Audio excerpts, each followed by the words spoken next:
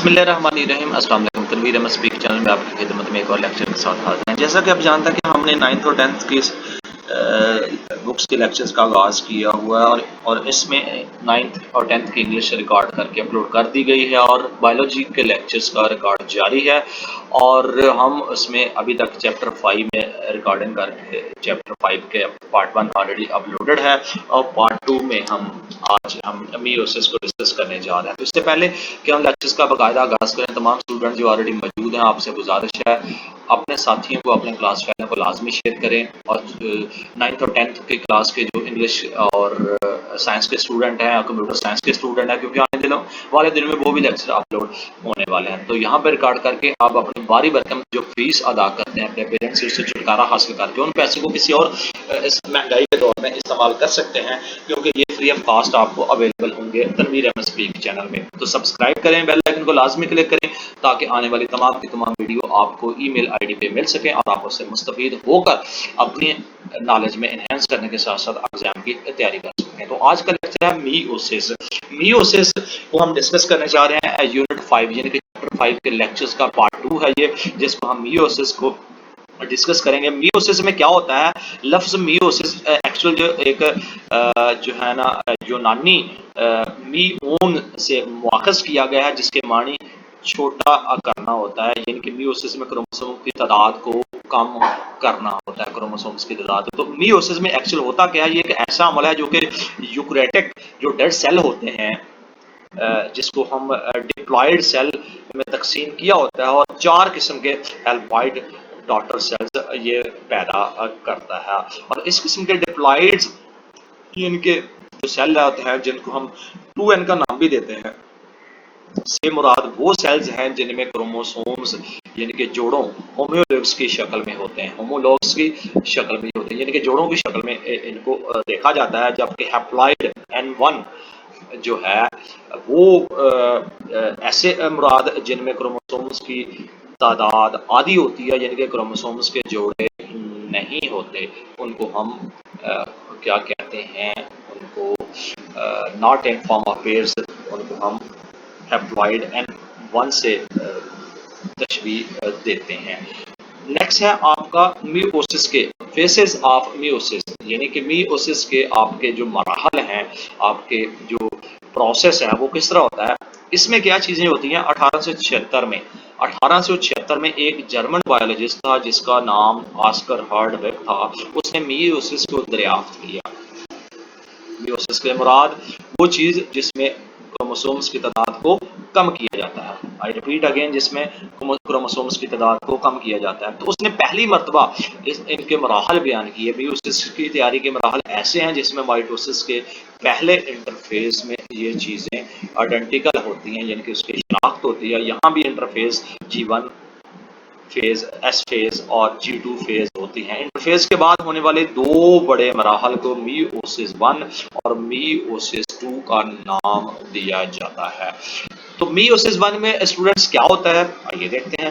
Meiosis 1 میں جو ڈپلائیڈ cell کے ہومولوگس ہوتے ہیں، جو ہومولوگس ہوتے ہیں ڈپلائیڈ اپنے سیل کے، اس سے ایک دوسرے علیحدہ ہو جاتے ہیں، اور اس طرح دونوں ڈپلائیڈ جو ڈاٹر سیلز بن جاتے ہیں، یعنی کہ جب وہ علیحدہ ہوں گے تو وہ ڈاٹر سیلز بن جائیں گے، دونوں کے دونوں علیحدہ ہو کر۔ اور میوسس میں یہ وہی مرحلہ ہے جس میں جینیٹک ویریشنز ہوتی ہیں، یعنی کہ وراثتی جو تغیرات پیدا ہوتے ہیں، اس میں یہ وہی مرحلہ شروع ہوتا ہے۔ میوسس 1 میں 2 مراحل کیروٹائنز اور سائٹوکائنز پائے جاتے ہیں، یعنی کہ کیروکائنز اور سائٹوکائنز، ان مراحل میں چیزیں ہوتی ہیں۔ اور میوسس 1 کے کیروکائنز کے مزید مراحل پروفیز 1، میٹافیز 1، اینافیز 1 اور اینڈ ٹیلوفیز 1، ان تمام مراحل کو استعمال کیا جاتا ہے۔ پروفیز 1 میں کیا ہوتا ہے؟ آئیے دیکھتے ہیں۔ سیم اسی طرح جس طرح مائٹوسس کو ہم نے ڈسکس کیا ہے، اسی طرح ان کے پروفیز 1 میں یہ میوسس کا ایک طویل ترین مرحلہ ہے۔ اس کے دوران کروموٹائن سکڑ کر کروموسومز بن جاتے ہیں، اور جو ہومولوگس کروموسومز لمبائی کے رخ ایک دوسرے کے ساتھ لگ کر جوڑے بنا دیتے ہیں، یعنی کہ اس میں جوڑے بنا دیتے ہیں، اور اس عمل کو साइनाप्सिस का नाम दिया जाता है। क्रोमोसोम्स का हर जोड़ा वाई वैलेंट कहलाता है। क्रोमोसोम्स का हर जोड़ा अब वाई वैलेंट कहलाता है। और क्रोमोसोम्स हर वाई वैलेंट चूंकि 4 क्रोमोटाइड्स होते हैं इसलिए उसे टेट्राइड भी कहा जाता है। और इसके साथ साथ जो होमोलोग्स क्रोमोसोम्स के 2 नॉन सिस्टर क्रोमाइड्स अपनी लंबाई के साथ चंद मकामात पर एक दूसरे से जुड़े होते हैं और इन मकामात को हम कैज़मेटा का नाम देते हैं। और इसके बाद होमोलोग्स क्रोमोसोम्स के नॉन सिस्टर क्रोमाइड्स आपस में अपने हिस्सों को तबादला करते हैं। इस अमल को क्रॉसिंग और भी कहा जाता है। जैसा कि शक्ल में दिया गया होगा 5.8 में कि वो किस तरह इन तमाम चीज़ों को लेके चलते हैं। और ये आपके सामने शक्ल है इनकी, एनिमेशंस है मियोसिस की। और ये इसके सिस्टर क्रोमाइड्स हैं, ये कैस्मेटा क्रोमाइड्स हैं, ये क्रॉसिंग ओवर जो हमने अभी डिस्कस किया। तो इस तरह ये सेंट्रोम मेयर का नाम दिया गया है और नॉन सिस्टर क्रोमाइड्स के इस तरह नाम उनको दिया जाता है। तो इस फेज में नेक्स्ट आगे क्या होता है इस फेज में कि क्रोमाइड्स के हिस्सों का तबादला नतीजतन जेनेटिक इंफॉर्मेशन यानी कि जो वरासती मालूमात होती हैं नए रिकम्बिनेशंस की शक्ल में निकलता है। नए रिकम्बिनेशंस की शक्ल में इसको निकलता है। और इसमें जो चीज़ें मज़ीद साथ इसमें जो मिलती हैं उनके साथ क्रॉसिंग ओवर करके होमोलोग्स क्रोमोसोम्स का हर जोड़ा वाई वैलेंट की शक्ल में ही रहता है। जैसा कि ऊपर हमने आपके सामने ये शक्लें आपको दिखाई। मज़ीद इसको जो क्रोमोसोम्स होते हैं वो सुपड़ते हैं, न्यूक्लियाई ओलाई गायब हो जाती है और न्यूक्लियर एनवॉल्व टूट जाता है। इसमें न्यूक्लियर एनवॉल्व डिसइंटीग्रेट्स इसको टूट जाता है और सेट्रॉइड्स जो कि इंटरफेस में ही तादाद में दुगने हो जाते हैं अब सेल के मुखालिफ की तरफ चले जाते हैं और स्पिंडल फाइबर्स बनाते हैं। जिनमें स्पिंडल फाइबर्स बनाते हैं और स्पिंडल फाइबर्स क्रोमोसोम्स के काइनेकोटस कर्व्स के साथ जबकि दोनों जानब वाले नॉन काइनेकोर्स फाइबर्स एक दूसरे के साथ ये जुड़ जाते हैं। दोनों जानब के 2 स्पिंडल्स फाइबर्स क्रोमोसोम्स के एक होमोलोगस से ये आपस में मिलते हैं और जब ये मिलकर जोड़े बना जाते हैं तो उन माइटोसिस में ये देखा जाता है कि दोनों काइनेकोटर और स्पिंडल फाइबर्स का एक ही क्रोमोसोम से इनके साथ अटैचमेंट हो जाती है या इनके साथ जुड़ जाना होता है। तो इसका जो नेक्स्ट जो चीज़ें आपके सामने आने वाली है मेटाफेज 1 में इसको हम देखते हैं कि बाद में ये क्या होमोलोग्स क्रोमोसोम्स के साथ जुड़े अपने आप को सेल के इक्वेटर पर तरतीब देते हैं और इस तरह मेटाफेज प्लेट बना देते हैं। इस तरह ये मेटाफेज प्लेट बना देते हैं मेटाफेज 1 में। नेक्स्ट है एनाफेज 1। एनाफेज 1 में काइनेकोर स्पिंडल जो कि सिकुड़कर छोटे हो जाते हैं उनमें हर जोड़े के क्रोमोसोम्स एक दूसरे से खींचे चले जाते हैं जो कि एक क्रोमोसोम कुतुब की जानब खींचा चला जाता है और इस तरह जो 2 हैप्लॉइड सेट बन जाते हैं। हर क्रोमोसोम के पास अभी भी 2 सिस्टर क्रोमाइड्स पाए जाते हैं। ये एनाफेज 1 में है। नेक्स्ट है टेलोफेज 1 और ये डियर स्टूडेंट आपको माइटोसिस का जो फंक्शनैलिटी है वो आपको दिखाया जा रहा है, वो आपको बताया जाता है। टेलोफेज 1 में डियर स्टूडेंट क्या होता है क्रोमोसोम्स चूंकि जो होते हैं अराइव्स एट पोल्स पर पहुंच जाता है। Each pole has half number of chromosome but each chromosome still consist of क्रोमाइड्स यानी कि कुतुबैन पर पहुंच जाते हैं और हर कुतुब पर क्रोमोसोम्स की आधी तादाद मौजूद होती है और हर क्रोमोसोम 2 क्रोमाइड्स रखता है। स्पिंडल फाइबर्स का जाल इसमें टूटकर गायब हो जाता है और क्रोमोसोम्स के हर हैप्लॉइड सेट के गिर्द न्यूक्लियर एनवॉल्व बन जाता है। क्रोमोसोम्स दोबारा खुलकर क्रोमैटाइन की शक्ल अख्तियार कर लेते हैं। ये इसकी पहली स्टेज है। सेकंड में आपका जो टेलोफेज 1 के बाद साइटो कॉइन्स का जब अमल इसमें शुरू होता है तो इसमें जानवर के सेल में सेल मेम्ब्रेन का दब जाना और पौधे के सेल में नई सेल वाल का बन जाना, इस अमल से ये चीज़ें साबित होती है। नतीजे के तौर पर 2 डेड सेल बनने का अमल मुकम्मल हो जाता है। इसको हम फिगर पॉइंट 5.9 में भी देखेंगे कि वो क्या चीज़ें हैं। इसके बाद मियोसिस 1 کے بعد جو دونوں کے دونوں ہیپلائڈ ڈائٹر سیلز آرام کے ساتھ ایک دوسرے میں داخل ہو جاتے ہیں اور ان کو ہم انٹر فیسز یا انٹرفیز 2 کا نام دیتے ہیں۔ انٹرفیز 2 میں مائٹوسس اور میوسس 1 کے جو انٹرفیز سے مختلف ہے، یہاں ایس فیز 1 نہیں ہوتی، اس لیے کروموسومز کی ڈپلیکیشن کا عمل بھی نہیں ہوتا۔ تو اس طرح یہ چیزیں آپ ان فیسز میں دیکھتے ہیں، اور انٹرفیز 1 ہے اور پروفیز 1 ہے، پروفیز 1 ہے، میٹافیز 1 ہے۔ تو اس طرح یہ جو میوسس کے عمل ہے، یہ ان تمام سٹیجز کو آپ کے سامنے یہ دکھایا گیا ہے کہ کس طرح یہ چیزیں سکڑتی ہیں، کس طرح ان کا کرومائٹن اور سینٹروسوم بنتا ہے، میٹاپلیز پلیٹ کس طرح بنتی ہے، اور کیا چیزیں ان کا کراسنگ اوور کیسے ہوتی ہے، اور ٹیلیفوز میں اپنا یہ ڈاٹا سیل کیسے کریٹ کرتے ہیں، اور ان کو میٹابولزم میں کروموسومز کو کس طرح جو ہے نا وہ کھینچے چلے آتے ہیں۔ اس شکل سے آپ کو سمجھ آ رہی ہوگی۔ تو یہ سارے کے سارے جو امیج دیے گئے ہیں، یہ آپ کے میوسس کے عمل میں ہی ہے، جس میں تمام کے تمام جو چیزیں جو بن جاتی ہیں سیل وال میں، اور آخر کار 4 ڈاٹا سیل جو بنا دیتے ہیں۔ ہر ڈاٹا سیل کروموسومز کی ہیپلائڈ تعداد ہوتی ہے، اس میں ساری کی ساری جو جیسا کہ وہ شکل 5.10 سے وہ واضح طور پہ دکھائی دے رہی ہوگی۔ میوسس 2 کا یہ عمل ہے، اور اس میں بھی آپ کو ایچ ڈاٹا سیل یعنی ہر ڈاٹا سیل کروموسومز کی تعداد اور اس میں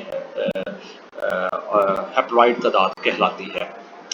نیکسٹ ہے آپ کا میوسس کی اہمیت۔ میوسس کی اہمیت کیسے ہوتی ہے اور اس میں کیا ہوتا ہے، آئیے دیکھتے ہیں۔ دا سگنیفیکیشنز آف میوسس۔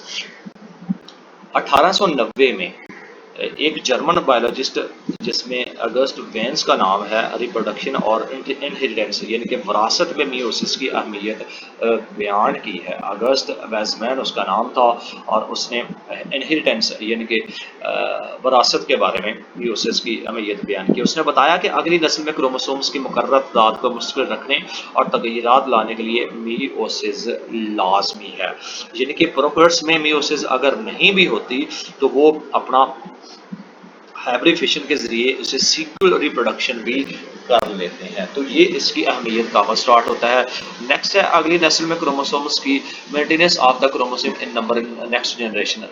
کروموسومز کی اگلی نسل میں تعداد کا مستقل رہنا، اس میں کیا ہوتا ہے، اس عمل میں جو آپ کا سیکول ریپروڈکشن کے لیے میوسس چونکہ لازمی ہوتی ہے، انسان میں ڈپلائڈ گیمیٹ مدر سیلز یعنی کہ جرم لائن جو سیلز ہوتے ہیں میوسس کے ذریعے ہیپلائڈ گیمیٹس بناتے ہیں۔ نر اور مادہ گیمیٹس مل کر ڈپلائڈ زائگوٹ بناتے ہیں، جس میں بار بار مائٹوسس ہوتی ہے، اور وہ ایک نئے ڈپلائڈ انسان میں نمو پانا شروع کر دیتے ہیں۔ جب یہ انسان میں نمو پانا شروع کر دیتے ہیں تو بہت سے ہیپلائڈ فنجائی اور پروٹونز مائٹوسس سے ہیپلائڈ گیمیٹس بناتے ہیں۔ جب یہ ہیپلائڈ بن جاتے ہیں تو پودوں کے لائف سائیکل میں نسلوں کا تبادلہ یعنی کہ الٹرنیشن آف جنریشنز ہونا شروع ہو جاتا ہے، اور ڈپلائڈ جو سپوٹوفائٹ ہے جنریشن کی سیلز میوسس کرتے ہیں، اور ہیپلائڈ جو سپورز ہیں اس میں جو بناتے ہیں، جو گروتھ کے بعد ہیپلائڈ گیموفائڈ جنریشن پیدا کرنا شروع کر دیتے ہیں۔ اور یہ جو جنریشن آف مائٹوسس کے ہیپلائڈ گیمیٹس بناتی ہے، اور گیمیٹس کے ملنے سے ڈپلائڈ زائگوٹس بنتے ہیں جو مائٹوسس کے ذریعے نئے ڈپلائڈ سپور فارمائٹ میں اپنی نشوونما پانا شروع کر دیتے ہیں۔ یہ اس کے اگلی نسل میں ارتقاء کا عمل ہے۔ نیکسٹ ہے production of variety in next generation. اگلی نسل میں تغیرات کس طرح پیدا ہوتے ہیں اگر کروموسومز میں each parent undergo crossing over meiosis. Meiosis کے دوران ہر پیرنٹ کے کروموسومز کے جوڑے کراسنگ اوور سے گزرتے ہیں، اس لیے ڈاٹر سیل یعنی کہ گیمیٹس میں وراثتی تبدیلیاں آتی ہیں، اور جب گیمیٹس مل کر زائگوٹ بناتے ہیں تو اس کا جینیٹک یعنی کہ میک اپ دونوں والدین سے مختلف ہو جاتا ہے، اور جس کو ہم جب اس طرح میوسس اسپیشیز کو اگلی نسلوں میں وراثتی تغیرات پیدا کرنے کا موقع فراہم کرتی ہیں۔ बेहतर तगय्युरात स्पीशीज़ को माहौल में तब्दीलियों से मुताबिकत पैदा करने में मदद फराहम करता है। ये आपका अगली नस्ल में तगय्युरात यानी कि production of variation in next generation के बारे में आपको बताया गया। जो इसमें मियोसिस में एरर है, जो गलतियां हैं और जो मिस्टेक्स हैं वो क्या है। ड्यूरिंग एनाफेज 1 यानी कि एनाफेज के दौरान क्रोमोसोम्स चूँकि अलग हो जाते हैं और मुख्तलिफ किस्म के कुतबैन की तरफ यानी कि पोल्स की तरफ, अपोजिट पोल्स की तरफ जाना शुरू कर देते हैं, जबकि आप एनाफेज फेज 2 के दौरान सिस्टम क्रोमोटाइड्स अलग अलग हो जाते हैं। इस अमल को हम डिजेक्शन का नाम देते हैं। बाज़ औक़ात ये अलैर्गी नॉर्मल नहीं हो पाती और उसे नॉन डिजेक्शन का नाम भी दिया जाता है। इसका नतीजा ये निकलता है कि ऐसे गमेस्ट बन जाते हैं जिसमें क्रोमोसोमों की तादाद नॉर्मल से ज़्यादा होती है, और जब ये नॉर्मल से ज़्यादा हो जाती है तो इसमें ऐसा अब नॉर्मल गैमेट दूसरे नॉर्मल गैमेट से मिलता है तो नई नस्ल के क्रोमोसोम्स की तादाद बढ़ना शुरू हो जाती है। मिसाल के तौर पर इंसान में 47 या 45 क्रोमोसोम्स हो जाते हैं। तो इस तरह ये कुछ गलतियां थी मियोसिस के अमल में जिनको हाईलाइट किया गया। नेक्स्ट आपकी जो कंपैरिजन है बिटवीन माइटोसिस एंड मियोसिस यानी कि जो मुवाजना है माइटोसिस और मियोसिस का, वो उसको किस तरह देखते हैं। मियोसिस 2 तो माइटोसिस जैसी, जबकि मियोसिस 1 में दोनों सेल डिवीजन में जो फ़र्क की जिम्मेदारी है मंदरजा झैल चार्ट में माइटोसिस में अहम फ़र्क बयान किया गया है, और वो चार्ट कौन सा है ये आपके सामने है। और इनमें वो सारी की सारी वो चीज़ें लेफ़्ट से राइट दोनों साइड पे डिस्कस की गई हैं, आप डियर स्टूडेंट देख सकते हैं, जिसमें क्रोमोसोम्स के जोड़ों बनाना और होमोलोग्स का बन जाना उसके क्रॉसिंग के अमल से। इसके अलावा होमोलोग्स की जो जोड़े तरतीब दिए गए हैं, इनफरादी इंडिविजुअल जो इनफरादी क्रोमोसोम्स हैं उनको किस तरह वो खींचे चले जाते हैं एक कुतबैन की तरफ। इसके अलावा जो डॉटर न्यूक्लियर क्रोमोसोम्स की हैप्लॉइड्स की तादाद है वो किस तरह इनके साथ जुड़कर अपना कर्ज अंजाम देते हैं। इस तरफ देखेंगे तो होमोलोग्स जो क्रोमोसोम्स जोड़े नहीं बनाते, और इसमें मेटा फेस प्लेट बनाने के लिए अकेला क्रोमोसोम्स तरतीब दिया जाता है, और इसके साथ साथ क्रोमोसोम्स टूटते हैं और इनफरादी क्रोमोसोम्स अंडर कुतबैन की तरफ चले जाते हैं। और डाटर न्यूक्लाई में क्रोमोसोम्स की डेट्रॉइड तादाद होती है और हर क्रोमोसोम्स एक क्रोमाइड कहलाता है। ये डॉटर सेल्स हैं, ये भी डॉटर सेल्स, ये भी डॉटर सेल, और इस तरह इनकी functionality anaphase 1 metaphase 1 metaphase 1 prophase metaphase and anaphase, इस तरह आपको ये चीज़ें इस शक्ल में माइटोसिस और मियोसिस के मुवाजना के दरमियान ये चीज़ें आपको दिखाई गई हैं। नेक्स्ट प्रैक्टिकल वर्क है एज यूजुअल, जैसा कि पीछे है। ये तमाम की तमाम डियर स्टूडेंट इसमें आपको चीज़ें बताई गई हैं, और सारे का सारा हिस्सा है, आप इसको खुद रीड आउट करके अपने नॉलेज को इनहेंस कर सकते हैं। क्योंकि एवेल्यूएशन भी इन्होंने की हुई है, यानी कि नताइज भी यहाँ पे दिए गए हैं और रिकमेंडेशन जिसको करके दी हुई है, क्योंकि सारे का सारा तजर्बा है, इसलिए वो डिस्कस करना ज़रूरी नहीं है। इसके साथ ही नेक्स्ट है एप्टोसिस एंड नेक्रोसिस। इसमें क्या होता है कि एप्टोसिस and necrosis are to phenomena of cell death, यानी कि एप्टोसिस और नेक्रोसिस की सेल्स की मौत के दो अमल हैं। नंबर 1 है एप्टोसिस और नंबर 2 है आपका नेक्रोसिस। इसमें क्या होता है एप्टोसिस में, सबसे पहले हम आपको बताते हैं। एप्टोसिस में ये होता है कि इस अमल से जिनमें सेल की मौत प्रोग्राम के मुताबिक होती है, एप्टोसिस के दौरान सेल सुकड़ जाता है, यानी कि cell shrinks and becomes rounded due to the breakdown of cytoskeleton, और एंजाइम की मदद से साइटोस्केलेटन टूटने की वजह से गोल हो जाता है। इसका क्रोमाटिन सिकुड़ जाना और न्यूक्लियर एनवॉल्व टूट जाना, इस तरह न्यूक्लियस कई क्रोमोटाइन यानी कि बॉडीज बनकर बिखर जाता है, और इसमें सेल मेम्ब्रेन बाकायदा विड्स बनाती है जिन्हें ब्लेब्स कहते हैं, और ब्लेब सेल से टूटते हैं। अब उन्हें एप्टोपिक बॉडीज का नाम दिया जाता है, और इन एप्टोपिक बॉडीज को दूसरे सेल्स यानी कि फिक्स साइटोसिस करके खा लेते हैं। तो इसका एक अमल ये होता है। दूसरा अमल ये होता है आपका एप्टोसिस का, जिसमें ये चीज़ें जब हो रही होती हैं, जब सेल तबाह हो चुका होता है, उसका जो स्ट्रेस है यानी कि तनाव का शिकार हो चुका है, एप्टोसिस तबाहशुदा सेल को ख़त्म करती है, और ताकि ऐसा सेल मज़ीद खुराक तैयार ना कर सके या इन्फेक्शन फैलने से बचाया जा सके, स्प्रेड ऑफ इन्फेक्शंस। और جاندار کی ڈیولپمنٹ کے دوران بھی ایپٹوسس فائدہ مند ثابت ہوتی ہے. مثال کے طور پر ہاتھوں اور پاؤں کی انگلیاں بنتے دوران انگلیوں کے درمیان جو موجودہ سیلز ایپٹوسس سے گزرتے ہیں انہیں انگلیاں علیحدہ علیحدہ کرتے ہیں، یعنی کہ ڈیجٹ سیپریٹ ان کے علیحدہ علیحدہ کرتے ہیں، تو یہ ایپٹوسس کہلاتا ہے. نیکسٹ ہے نیکروسس. نیکروسس میں کیا ہوتا ہے آئیے دیکھتے ہیں. نیکروسس میں ڈیئر اسٹوڈنٹ جو سیلز اور زندہ ٹیشوز کی حادثاتی موت کو ہم نیکروسس کا نام دیتے ہیں، یعنی کہ سیل اینڈ ایکسیڈنٹل جو حادثاتی موت ہوتی ہے یہ عمل ایپٹوسس کی نسبت اتنا باقاعدہ نہیں ہوتا، یعنی کہ سیکوینشل نہیں ہوتا. دیر آر مینی کازز، اس میں کئی وجوہات ہوتی ہیں، مثلا زخم، انفیکشن، کینسر وغیرہ. نیکروسس اس وقت ہو سکتا ہے جب کسی سیل کو آکسیجن کی کمی والا یعنی کہ ہائپوکسس ماحول دیا جاتا ہے، یعنی کہ آکسیجن نہیں ہوتی تب یہ عمل شروع ہوتا. ڈیورنگ نیکروسس، نیکروسس کے دوران سیل کے لائسوسومس میں خاص انزائم نکلتے ہیں اور یہ انزائم سیل کے حصوں کو توڑتے ہیں اور سیل سے باہر خارج ہو کر آس پاس کے سیلز کو بھی توڑ سکتے ہیں. ایسے سیل جو نیکروسس سے مر جاتے ہیں وہ بھی ایسے نقصان دہ کیمیکلز خارج کرتے ہیں جو دوسرے سیلز کو نقصان پہنچاتے ہیں، یعنی کہ ڈیمیج کرتے ہیں. اور اس میں آپ دیکھ سکتے ہیں جسم کے کچھ اس میں مکڑی کے کانٹے سے بھی نیکروسس ہو سکتی ہے اور کسی جسم کے مناسب دیکھ بھال نہ کرنے سے بھی وہاں نیکروسس آپ کی ہو سکتی ہے. اور تو یہ تھا آپ کا نیکروسس اور ایپٹوسس. اس کے ساتھ ہی آپ جو ہے نا وہ انڈرسٹینڈنگ دا کنسیپٹ ہے کہ اس میں ہم نے کیا کیا چیزیں ڈسکس کی، جس میں سائیکل آف سیل سائیکل کو ڈسکس کیا، اس کے مین فیسز کو ڈسکس کیا اور اس کے علاوہ اس کے انٹرفیس اور اس کی اہمیت کو، ایس فیس کو جانا اور پروفیز آف مائٹوسس کے بارے میں ڈسکس کیا. مائٹوسس کی ایونٹس کے بارے میں ہم نے ڈسکس کیا، اس کی اہمیت کے بارے میں ہم نے جانا اور اس کی سگنیفیکینس آف مائیوسس کی جو اہمیت ہے وہ ہوتی ہے. میٹوسس اور میوسس کی جو کمپیریزن ہے اس کو ایمفسائز کیا. ڈفرینٹ آؤٹ کمس کے بارے میں ہم نے ڈسکس کیا اور اس کے علاوہ نیکروسس اور اپٹوسس کے بارے میں ہم اس میں ڈسکس کر چکے ہیں اس چیپٹر میں. شارٹ کویشچنز ہیں، اس کو آپ نے ایٹسپ دیکھنا ہے. کچھ ایکٹیویٹیز ہیں آن لائن لرننگ کر کے ان تمام چیزوں کو سائنس ٹیکنالوجی سوسائٹی سے ریلیٹڈ ہے، آپ خود ٹرائی کیجیے اور اپنے نالج کو انہینس کیجیے. اس کے ساتھ ہی ہمیں دیجیے گا اجازت.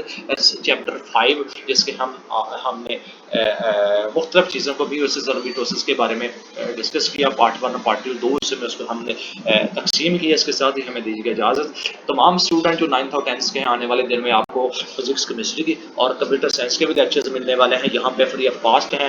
باری برکم فیس کا چھٹکارا حاصل کریں. تنویر ایم اسپیک چینل کو سبسکرائب کریں اور ان لیکچرز کو سٹیپ بائی سٹیپ اپنی کیپیسٹی کے مطابق تھوڑا تھوڑا کر کے واچ کر کے سن کے آپ اپنی کمپیریزن کر کے بک کے ساتھ ان سے آپ مستفید ہو سکتے ہیں. ضروری نہیں کہ آپ سارے کا سارا لیکچر ایک ہی دفعہ اٹینڈ کرتے ہیں. میرا تمام کے تمام لیکچرات یعنی کہ اس ریکارڈ کرنے کا مقصد ہے کہ آپ کو پورے کا پورا ایک چیپٹر کو ایک 2 ویڈیو میں یا 3 ویڈیو میں تقسیم کر کے دے دیا جائے. آگے آپ پہ ڈپینڈ کرتا ہے ایز اے اسٹوڈنٹ کہ آپ کتنا اس سے لرن اور میمورائز کر سکتے ہیں اور اپنے ان تمام لیکچر سے مستفید ہو سکتے ہیں.